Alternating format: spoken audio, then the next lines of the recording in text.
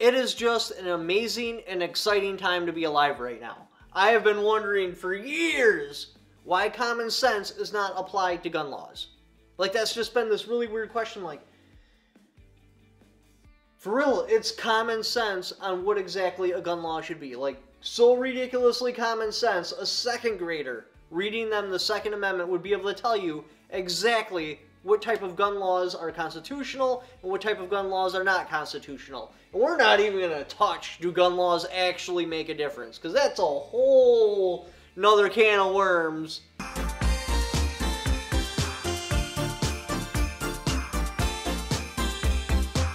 The science is in, no, they do not affect criminals at all. They do not make us safer in any way, shape, or form. Like I said, the science is in on that. The studies have been done. They have been found as a failure. So pushing that aside, just looking at the constitutional side of things, is it constitutional or is it not constitutional to have gun laws? Finally, after years, we're starting to see some hard facts that no, it is not constitutional for any gun law to exist. Things have been happening so incredibly rapidly and so frequently, I can't even cover them on a point-to-point basis anymore. I'm literally just doing these recap videos and covering a bunch of them at once, because otherwise I would have to do multiple videos a day to talk about all the news that's been happening towards the Second Amendment lately. So, in today's recap, the big one is the state of Texas versus the ATF. If you're not familiar with this, let me get you a little bit up to speed. So basically, we're going to pretend this is a silencer right here. The state of Texas is like, hey Texans, you beautiful bastards. If you make this silencer in the state of Texas, it does not leave the state of Texas. The federal government has no jurisdiction over it because it does not fall into interstate commerce. You're good to go. You can make them as you want. You do not have to pay your tax stamp. You do not have to worry about the ATF. The ATF, needless to say, was a little bit butthurt about this. They got pretty upset and they're like, what are you doing? You're literally pulling out the linchpin of why we exist. If you start talking about the realistic value of the interstate commerce and how it does and does not apply to the federal government, we don't have a job anymore. So they just went ahead and they wrote together the most threatening letter they could come up with and sent it to Texas. They're like, basically like, try it, dude. Just try it. See what happens. We'll come in there in our little black SUVs and we're going to smash some doors in and we're going to take some people to prison. Well, Texas was like, okay, let's do this then. Let's fight. So they decided to go to court. Now remember, this is before the Bruen decision, this court case happened. So a whole bunch of things have been changed after the Bruen decision. They go to court and Texas has a hell of a case for them. They could likely win without any of the stuff I'm about to talk about. It's looking solid for them because, seriously, the federal government only has jurisdiction from state-to-state transactions in overseas affairs. So if something is made and kept in the state, the federal government has no jurisdiction. We've seen this a lot in marijuana lately. A whole bunch of states are legalizing marijuana, but it has to be made, produced, and kept in that state, and then the federal government has no jurisdiction. And that's been a pretty solid case. So why hasn't that been applied to firearms? Well, it's starting to. So then the Bruen decision happens, and that changes everything. Because over and over and over and over and over again, the Supreme Court has affirmed that yes, the Second Amendment is all-encompassing. You can't touch it. However, they'll put this little clause in there, usually around NFA items or gun laws or something like that. And they'll put this clause under public interest. Well, the Bruen decision happened and they're like, no, that is a ridiculous, unconstitutional way to interpret the Constitution. Get rid of public interest. That's irrelevant. The only thing you need to look at is the original idea behind the framework, what the original framers of the Constitution meant when they wrote it down. So did the original framers say, we're going to highlight, I mean, this is what it looks like right here, where maybe it's in invisible ink and I'm just not aware of it, but where exactly is a power granted to the government to be able to restrict any firearms whatsoever? Because it's not there. If I were to tell you, shall not be infringed, what does that mean to you? Absolutely nothing. That's the same thing as thou shalt not steal. So I'm not allowed to steal my neighbor's firearm. Why would they even write that down? Now, however, saying this exact same document to the federal government, that makes sense. What that is saying is, these are the restrictions around firearms I'm putting on you. This is what you can and can't do with laws concerning firearms. Here you go. Because it doesn't make any sense coming to a citizen, it only makes sense as a restriction on government. It's not for you, it's for the government. So in the Bruin decision, they're like, okay, so we are only going to look at exactly how the framers had written things down when we're talking about the constitutionality of the Second Amendment. That's not 1934, that's not 1968, that's not 1986. The only date that concerns you is 1791. What exactly was their intent when they written down the Second Amendment? And that is a huge problem for the ATF because that literally destroys every law they have on books. It's just a matter of time as they get weeded out. Unless some other Supreme Court decision comes out that says, no, gun laws are protected by the Constitution, which they're not. But unless that happens, we will see an ultimate erosion of all gun laws. So how does the ATF reply to Texas? So they did, we're suing the ATF for this. The ATF's like, no, dismiss this case. And then they did their little back and forth. Bruin decision happened. So then Texas added on there, look at the Bruin decision. What they're trying to do is unconstitutional. It needs to be stopped. The ATF replies. Their replies were, suppressors are not protected by the Second Amendment. So even though there has been multiple Supreme Court cases affirming, yes, even if it's not a gun, it is still protected by the Second Amendment.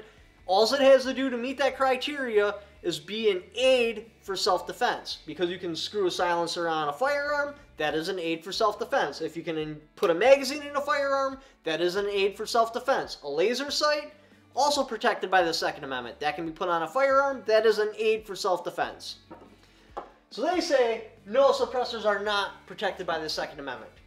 And then they go on to quote, in the same motion, the ATF includes the regulatory definition of a firearm and how silencers are included in that definition, and that's why these items are regulated by the ATF. They state for the purposes of the NFA, the term firearm includes any silencer. If you want the full explanation, go check out Armed Scholar. He did a really good job covering this, but I'm just going to touch on the highlights. So they argue against themselves. And they say, no, it's not protected by the Second Amendment, but yes, we need to regulate this because it's basically a firearm, which is crazy.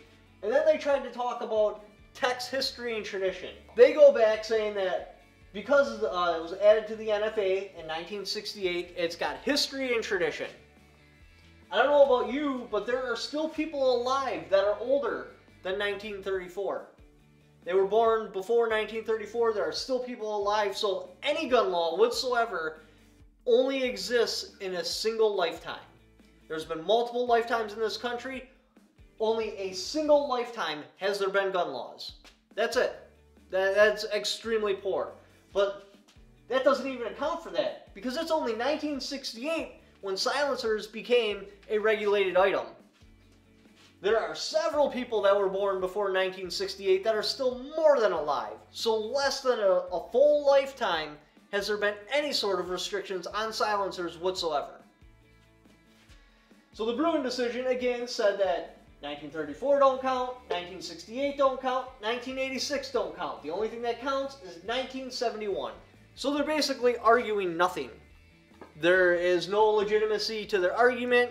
So will the Texas case ultimately remove silencers from the NFA list, at least if they're made in the state? Most likely. I mean, you never know what's going to happen in court, but Texas has everything behind them. The ATF does no longer have a leg to stand on because of Bruin removing public interest. Because remember, that's how they used to get away with it. They'd be like, no, we understand that when the Constitution was written, more specifically the Second Amendment, they didn't want us to restrict anything whatsoever. However, public interest, because this item is scary, people don't like it, it's an eyesore, that gives us the power to be able to regulate it. Bruin decision took that away, so now they can only look at text, tradition, and history, and they no longer have a case whatsoever. There is no case they have in any sort of NFA case at all. So will Texas win? Probably. Again, you don't know what's going to happen in court, but I have a lot of high hopes for that. So the next thing we're going to talk about is what's going on in California. There's a lot. California was the most restricted state, to my knowledge, in the entire United States. Most people would leave California and they were just dumbfounded on the lack of restrictions, especially around the Second Amendment. So in California, currently, there may be other ones I'm missing, but currently the ones that I know of is the AWB. That's the assault weapons ban. That's where you'll see the California guns without a flash hider on it, and they got that goofy fin right there. Because the difference between an assault weapon and a non-assault weapon is if you can wrap your thumb around the pistol grip. Makes no sense whatsoever at all. And they have a bunch of other crap, like the difference between an assault weapon and a non-assault weapon is if the stock can be adjustable. Like, what? So that's being attacked. Will they lose that? Most likely. They're pretty much just doing stall tactics right now to keep the law in effect for as long as possible, praying that some other Supreme Court decision comes down saying, okay, yeah, the Second Amendment says shall not be infringed. We see that, but you can just go ahead and infringe. So the AWB is being attacked. Handguns roster. What the handgun roster is California basically wanted handguns out of their state, so they made this roster, and they're like, okay, for a handgun to be acceptable in the state, you know, it needs to hit this criteria, which no firearms at all hit. The whole point is it would hit this criteria, and we would ultimately just lean handguns right out of California. So what they did is they accepted a bunch. This way people wouldn't attack it right away, because otherwise it would have went to the Supreme Court and it probably would have been found unconstitutional. So they designated these makes, models, and handguns, but then they never added any new ones on. So as those makes and models get taken out of production, slowly, over time, they can just eliminate all handguns from the state of California. So that's being attacked. Then you got their CCW laws. That's being attacked. Their magazine capacity laws. That's being attacked. And likely, they will all get shut down, again, unless some Supreme Court decision comes down that, okay, shall not be infringed actually means shall infringe. In invisible ink, if you look right there on the comma, it actually says in really tiny writing that it does in fact grant the power to the government to put regulations on firearms, even though they're protected by the Constitution. Another one that happened is the ATF agent, 2 years from retirement, quits. Now, if you want the full story on this, go check out John Crump's channel. He covers it in depth. But the gist of the story is, he said he joined the ATF to truly make a difference. Like, that, it was a dream, you know, he was like, I'm going to be a government agent, I'm going to go in there and I'm going to make a difference. I'm going to stop cartels, I'm going to stop all, like, terrorists, stuff like that, and I'm going to use the power that the ATF gives me to truly make a difference. Well, upon working at the ATF for several years, he realized that, one, he's literally doing stuff that's unconstitutional on a daily basis. He wrote this nasty resignation letter to the ATF explaining this. I believe that would be called like a diatribe. Not even sure if that's what it's called, but that's what we're going to call it. So he writes his diatribe in his resignation doing that.